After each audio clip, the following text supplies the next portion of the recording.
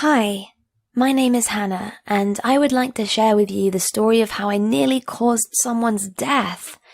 So, by the end of the school year, my friends and I decided to make the best out of our time before school ends.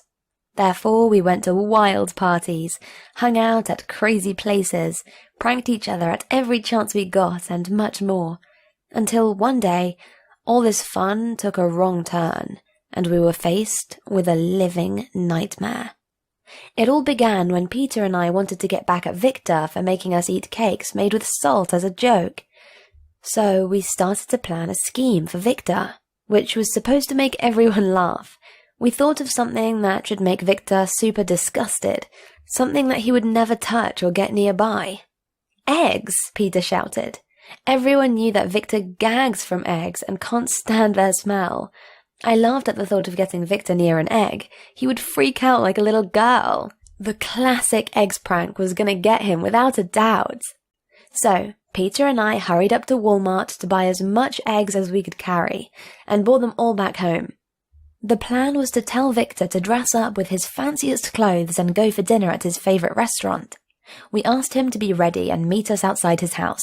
That way, as soon as he steps out of the door, we could hide and throw at him as much eggs as we can. Things went according to this plan. We waited and waited behind the bushes in the dark, until we saw Victor opening the door. Quickly, Peter and I started throwing one egg after another with no will to stop. We heard him screaming and asking us to stop, but our excitement was taking over the situation, and we kept on going until we were almost out of eggs. However, the voice that was asking us to stop was nothing like Victor's voice. It sounded more like an old man's voice. I screamed at Peter to stop, quickly, once I realized what we have just done. This was not Victor. This was his grandfather. The poor old man was laying on the floor and all covered with egg yolk. A moment later, Victor hurried out of the house and he was in shock.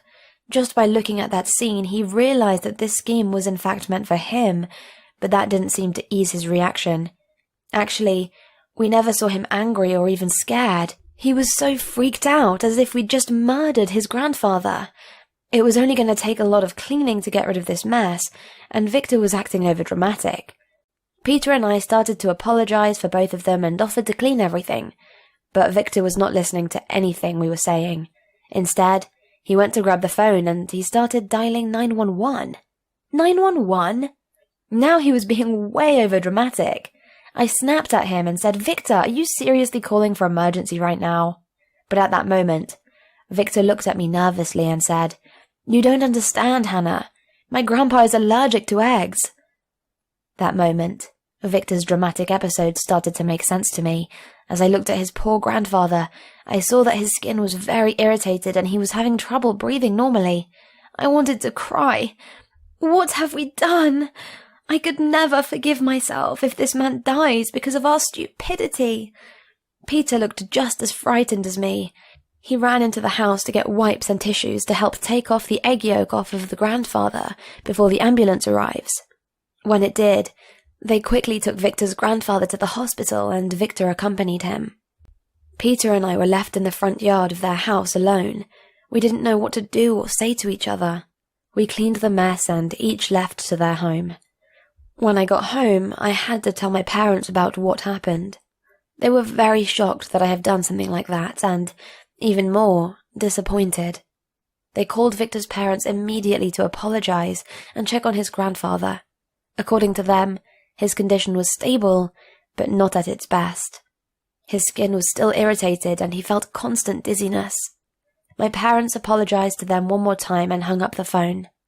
My parents and I decided to go to the hospital the next day to apologize properly. Despite my feeling of shame and not wanting to show my face to anyone, I knew I had to go. The next morning, as we arrived at the hospital and went to the grandfather's room, Victor was there. However, he wasn't as mad as I thought he would be.